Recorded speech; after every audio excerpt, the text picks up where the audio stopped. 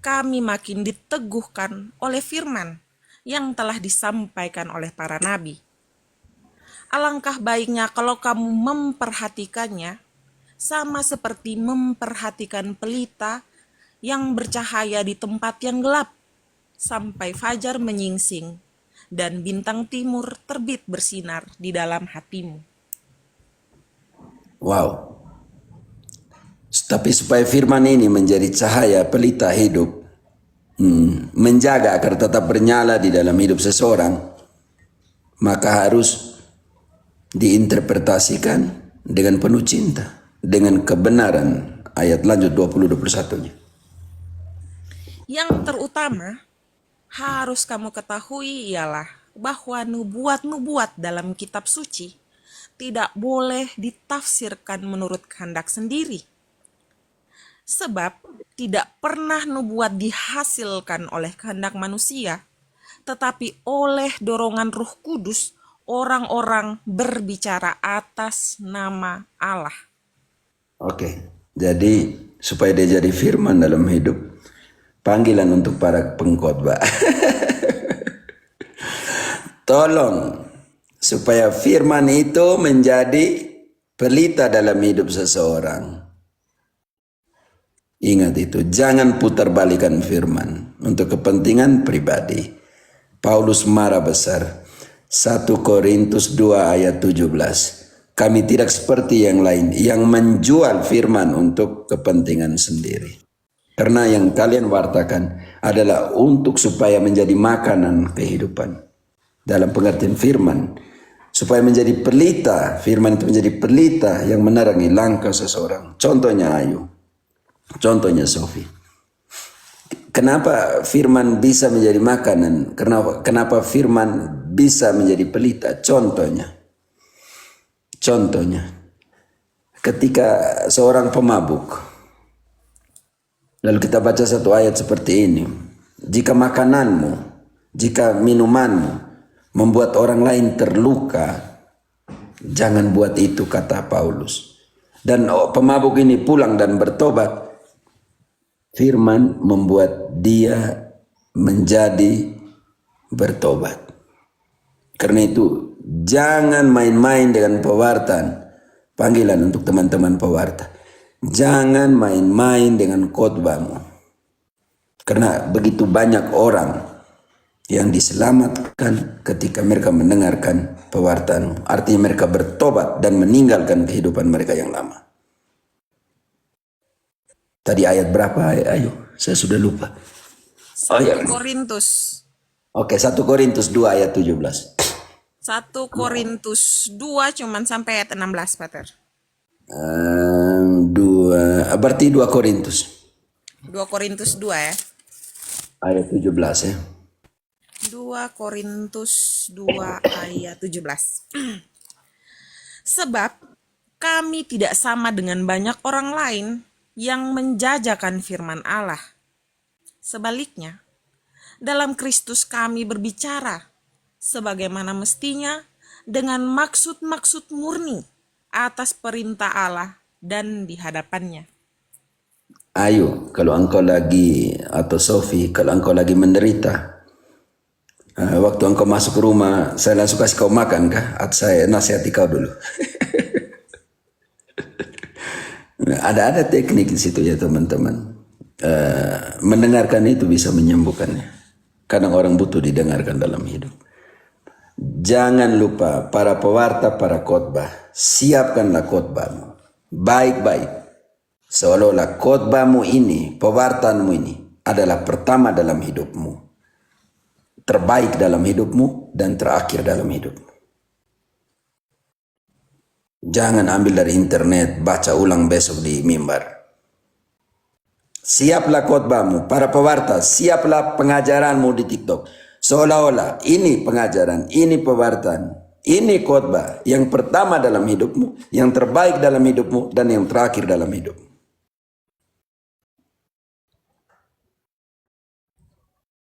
Demikian pun perkawinan, pacaran, seperti yang pertama, seperti yang terbaik, dan seperti yang terakhir dalam hidup. Demikian pun misa. Rayakan Ekaristi hari ini seperti yang pertama dalam hidupmu. Karena cinta pertama kan. Nanti di Efesus, nanti dia bilang kamu meninggalkan cinta pertamamu. Karena yang lain.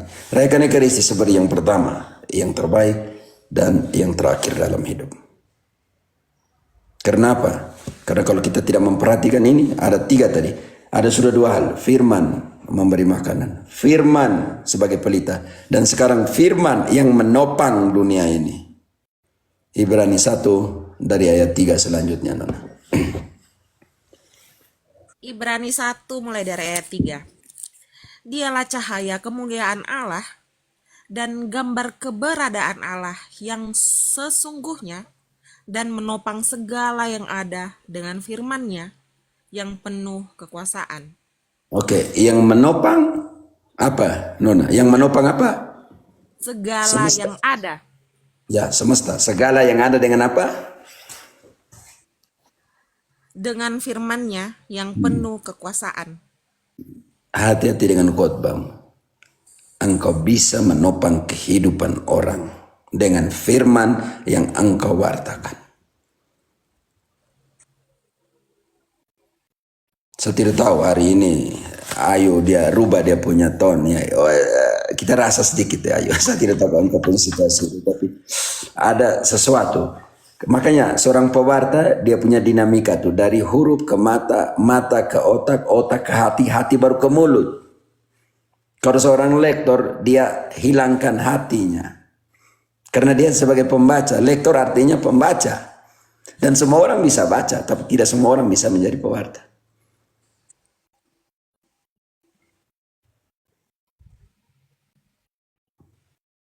Pankrasio, bagaimana engkau po anak?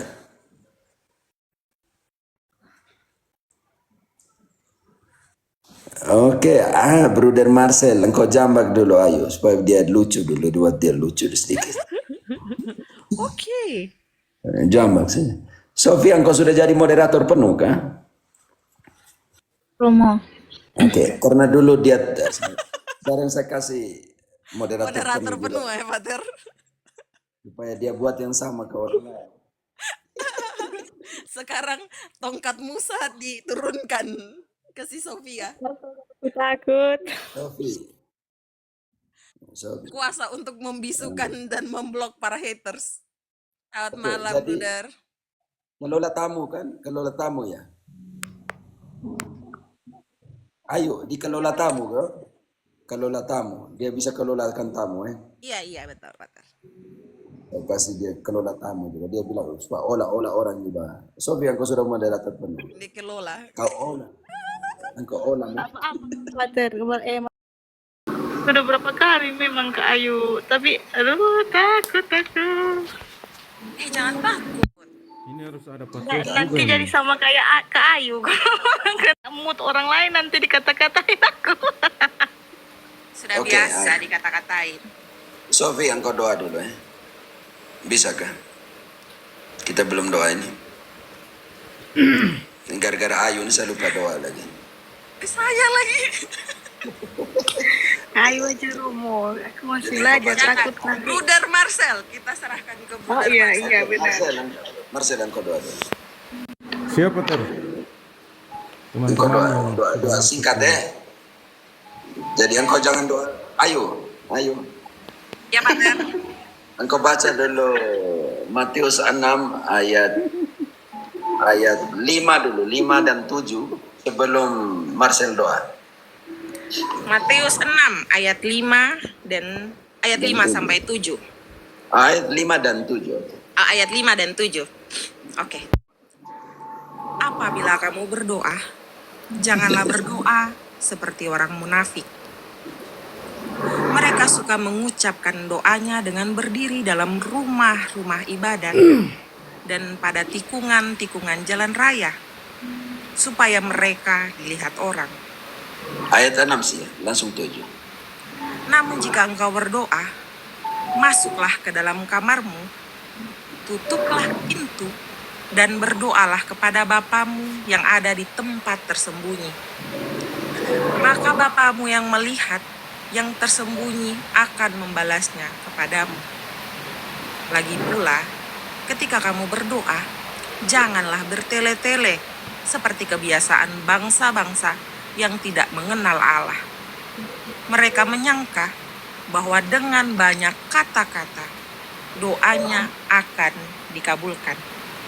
Oke, Marcel. Jangan lupa untuk persiapan konklab, Marcel. Jangan terpanjang ya. Mama mia, Mau kirim pesan ke Marcel. Mas. Baik, Pater, juga semua yang sudah bergabung di room dan teman-teman yang di bawah, mari kita bersatu dalam doa sebelum kita melanjutkan pengajaran ini. Dalam nama Bapa dan Putra dan Roh Kudus, amin. Amin. Allah Tritunggal yang Maha Kudus, Bapa, Putra dan Roh Kudus, kembali kami bersyukur kepadamu atas rahmat, berkat, serta kasih karunia-Mu yang boleh menyertai seluruh perjalanan hidup kami sampai dengan saat ini.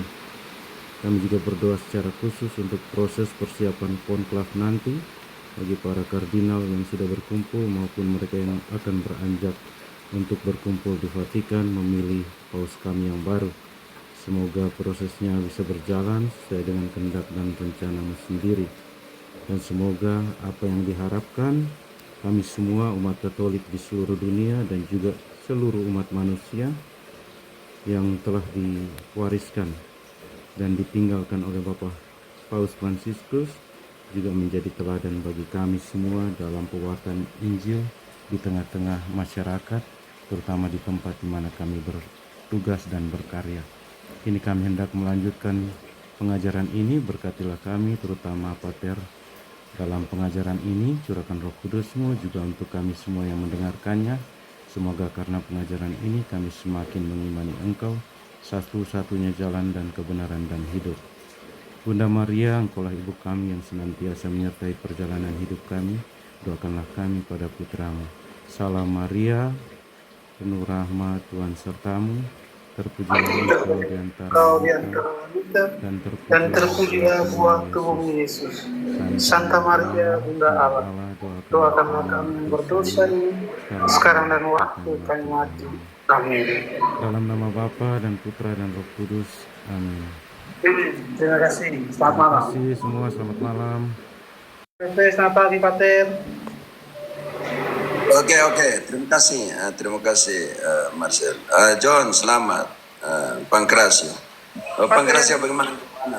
Selamat malam. Ini suaranya kok paro terus ya? Tidak sembuh-sembuh. Iya, Pater punya suara kayak Terus bagaimana nih? Tadi coba Bruder doa untuk kesembuhan Pater juga kan? Untuk Oh iya ya, tenggorokan. minta Tahu maaf. kalian nanti Soalnya tele nanti. saya ingat ini kisah para rasul nomor 13 saja Tuhan. Ya.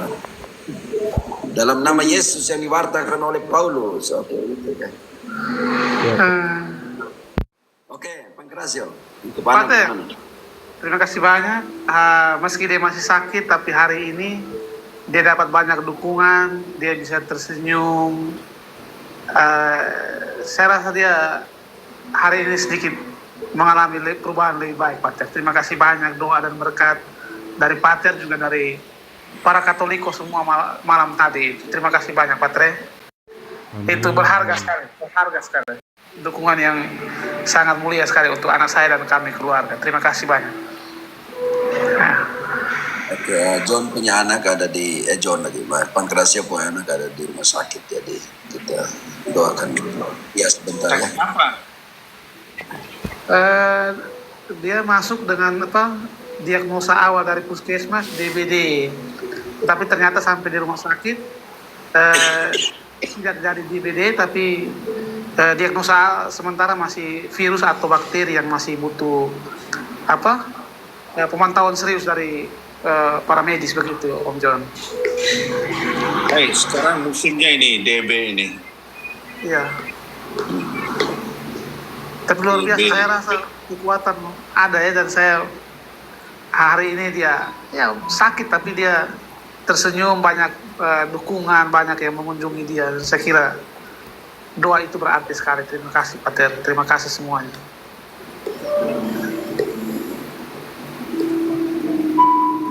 Oke. Sophie, Marcel, John mau ngomong sesuatu, kalian saya nanti tambah, saya kalian buat satu eksposisi, satu tema, ayo Sophie, omong saja tema yang kalian mau omong. Iya, Pater. Ada Jangan tanya, dua, jangan tanya. Engkau buat dua, eksposisi. ya, dua pengalaman. Yang pertama itu tadi menjelang pulang sekitar jam 3 itu saya ngobrol dengan guru agama Protestan dari gereja Toraja. Ngobrol-ngobrol, beliau tanya banyak tentang Paus dan semuanya. Terus saya tanya, saya penasaran, gereja Toraja itu syahadat atau pengakuan imannya itu bagaimana? Dia bilang, oh sama seperti Protestan yang lain. Saya tanya dia, coba diucapkan. Dia mengucapkan dengan bagus sampai di kalimat percaya pada gereja yang satu, kudus dan am. Saya tanya, kalau am itu dalam yang Pak Guru tahu itu apa? Oh, am itu artinya satu. Akhirnya saya ngomong dia, saya coba buka Google arti dari am. Dia baca artinya keseluruhan universal, itu dalam kurung Katolik. Dia kaget. Hoi, ini kok Google begini? Saya bilang, itu Google-nya orang Katolik apa Google-nya? Wah, dia tertawa. Dia bilang, aduh, saya baru tahu ini. Apakah saya harus menjadi Katolik? Saya bilang, oh bahaya, nanti kau dipecat oleh Bimas Kristen, bahaya. Jadi itu pengalaman menarik, Pater. Dari pulang tadi sampai sekarang saya masih memikirkan atau merenungkan tentang itu. Wah, ini bahaya juga ini kalau pemahaman mereka tentang hal-hal mendasar tentang kekristenan, terutama syahadat itu masih lemah. Padahal di katekismus atau di buku kita punya ini kan soal syahadat itu kan diulas secara detail. Kelihatan mereka tidak punya seperti itu. Nah, itu menarik. Yang kedua, ini sebenarnya saya mau minta pendapat Pater, tapi Pater bilang jangan tanya. Terutama Injil hari ini, Yohanes 3:7-15, itu kamu harus dilahirkan kembali. Ada satu hal yang sedikit terngiang di benak saya pertanyaan pendek. Apakah Nikodemus yang ada di Yohanes 3 ayat 9 itu sama dengan Nikodemus yang pernah datang ke Yesus pada malam hari kah, Pater? Iya, itu Nikodemus. Terima kasih. Nikodemus. Ya. Pada gereja sebagai kepala dari segala yang ada. Gereja yang adalah tubuhnya, yaitu kepenuhan Dia yang memenuhi semua dan segala sesuatu. Di dalam satu tubuh, dan tubuh itu adalah gereja yang adalah kepenuhan dari siapa? Kristus. Dalam semua dan dalam segala sesuatu. Kekatolikan ada di sana, am di sana, segala sesuatu dan semua di sana. Contoh kecil. Karena itu gereja ini didirikan di atas dasar para rasul. Dan apa yang dia katakan kepada Petrus dalam Matius 16 ayat 18. Kita masih omong sola skritura. Ada skritura, tetapi di kitab suci tidak ada sola skritura. Itu Luther punya dan keturunannya. Dan karena itu gereja yang satu ini, yang adalah kepenuhan itu, yang Yesus sendiri dirikan. Mana dia dirikan di mana? Matius 16, 18. Aku pun berkata kepadamu, engkau adalah Kefas, dan di atas Kefas ini aku akan mendirikan gerejaku, dan Allah maut tidak akan menguasainya.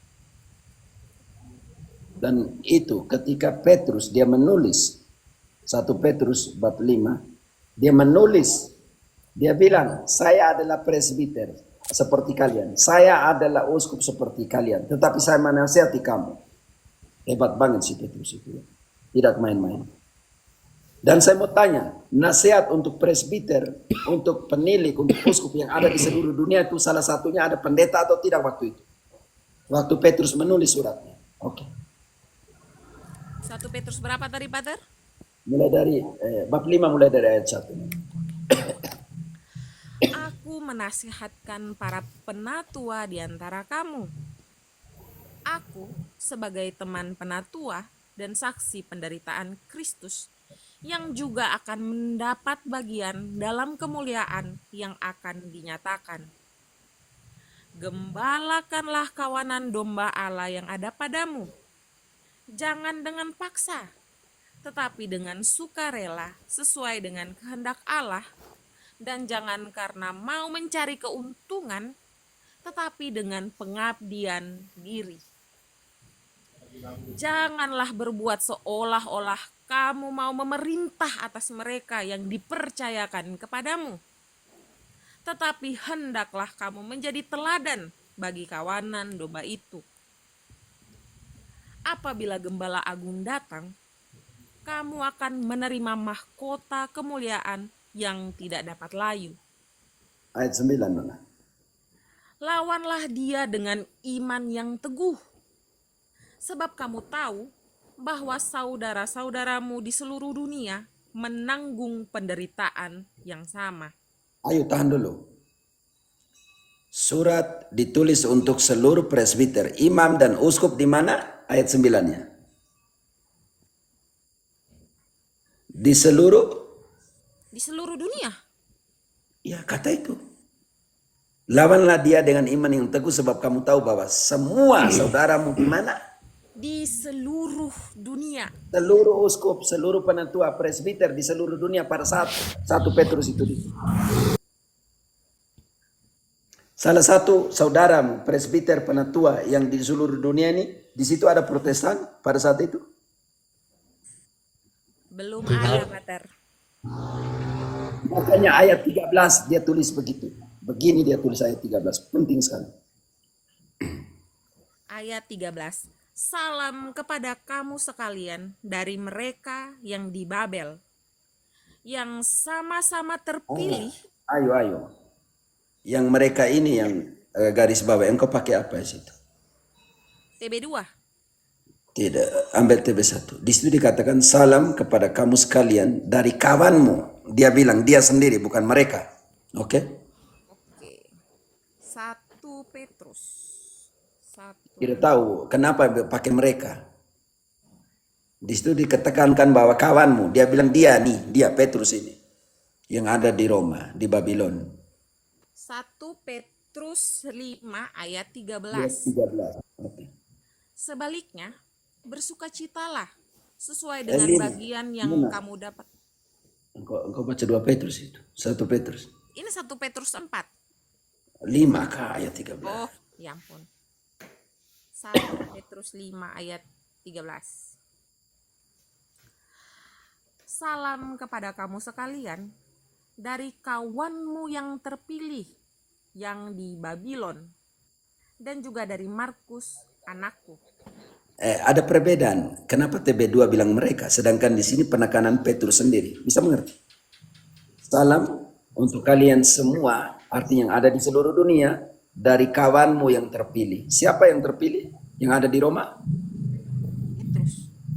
Petrus.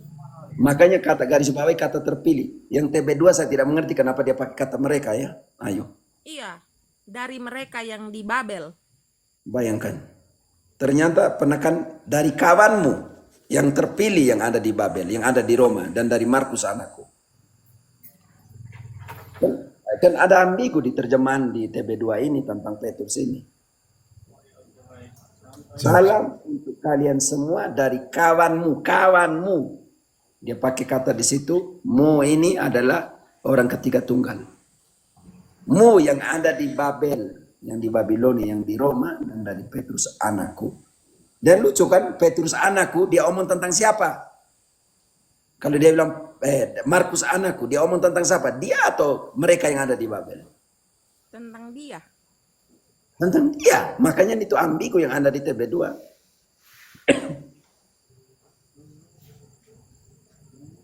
Jadi kalau kita analisa begini, berarti Petrus sedang mengatakan menasihati seluruh episkopos, seluruh uskup dan penatua, presbiter, imam yang ada di mana? Ayo ayat 9 tadi.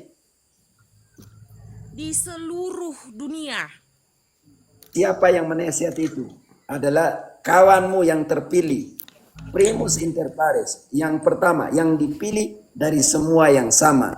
Kisah 15 ayat 7. Kalian tahu bahwa sejak semula saya dipilih oleh Tuhan sendiri dari antara kalian. Makanya dia bilang kawan yang terpilih. Untuk dia referensinya untuk Petrus. Sesudah berdebat beberapa waktu lamanya, berdirilah Petrus dan berkata kepada mereka, "Saudara-saudara, kamu tahu bahwa sejak semula Allah memilih aku dari antara kamu, supaya dengan perantaraanku bangsa-bangsa lain mendengar berita Injil dan menjadi percaya." Ini yang penting saudara. Karena itu mereka bilang satu-satunya otoritas ada di kitab suci. Kan saya mau katakan bahwa gereja bisa hidup tanpa kitab suci tertulis. Karena itu contoh kecil, surat pertamanya Paulus yang ditulis adalah Tesalonika. Tesalonika ditulis tahun 50. Kalau itu bagaimana gereja hidup dari tahun 33 sampai tahun 50? Kalau memang itu otoritas kitab suci yang ada di situ, mana ada 27 kitab pada saat itu?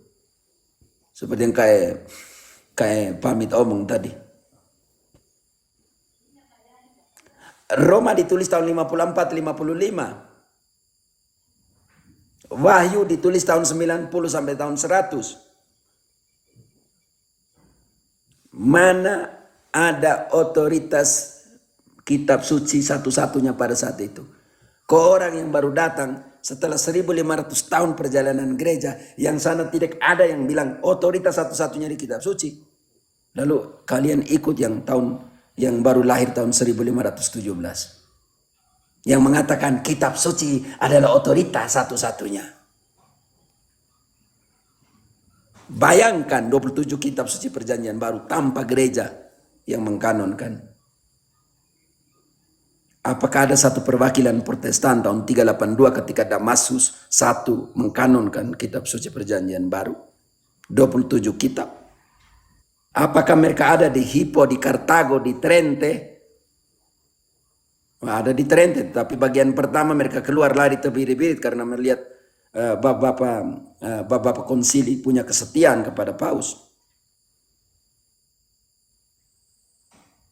Itu dari sola scriptura. Karena itu jangan jatuh. Yesus sudah kritik sola scriptura di dalam Yohanes 5 ayat 39-40. Yesus sudah kritik itu. Yohanes 5, 39, 40. Yohanes 5, 39, 40. Kamu menyelidiki kitab-kitab suci, sebab kamu menyangka bahwa melaluinya kamu memiliki hidup yang kekal. Walaupun kitab-kitab suci itu memberi kesaksian tentang aku, kamu tidak mau datang kepadaku untuk memperoleh hidup itu. Kamu tidak mau datang kepadaku untuk memperoleh hidup itu. Kamu bongkar semua ayat sana sini.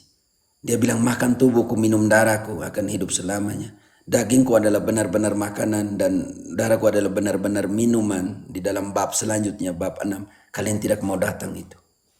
Ingat, tanda bahwa orang mengenal Allah adalah melakukan semua perintahnya. Kalau mereka tidak melakukan semua perintahnya Yesus, mereka itu kenal Allah tetapi setengah saja. Namanya pembenaran setengah. 1 Yohanes 2 ayat 3. Tanda bahwa semua orang mengenal Allah dengan melakukan apa? Beriman atau melakukan apa? Inilah tandanya jika kita mengenal Allah, yaitu jikalau kita menuruti perintah-perintahnya. Dan perintahnya tadi di dalam Kisah 1 ayat 2 diberikan kepada siapa? Para rasul. Dan gereja didirikan di atas dasar? Para rasul. Kalau begitu, menurut skritura atau kita pakai sola skritura, kita bilang kita pakai pinjam kata terminologi ini, sola skritura, maka gereja yang sesungguhnya yang benar-benar harus didirikan di atas dasar para rasul. dan untuk tahu bahwa gereja itu punya pendirian di atas dasar para rasul, maka dia harus setia kepada pengajaran para rasul dan harus punya suksesi Apostolik. apostolik. Kalau tidak usah percaya. Saya mau pakai lagi sola skritura untuk jawab mereka sendiri. Kalau tidak, Kayak itu sahabat. cuma sekte. Oke, yang memisah, heretik artinya memisahkan. Oke, memisahkan diri. Sekte artinya yang memisahkan diri dari kekatolikan. Oke, Kai, ini baru di sola skritura. Lanjut atau Kai tambah dulu sedikit. Saya bisa tambah sedikit ya. Lanjut Kai, atur. Itu tidak, saya punya tambahan tentang mulai itu sola scriptura. Itu latar belakang teologi Luther kenapa sampai mengkritik gereja yang sampai saat ini digoreng secara baik dan benar oleh mereka yang itu ya. Praktik indulgensi yang dipraktikkan oleh gereja pada waktu itu ya.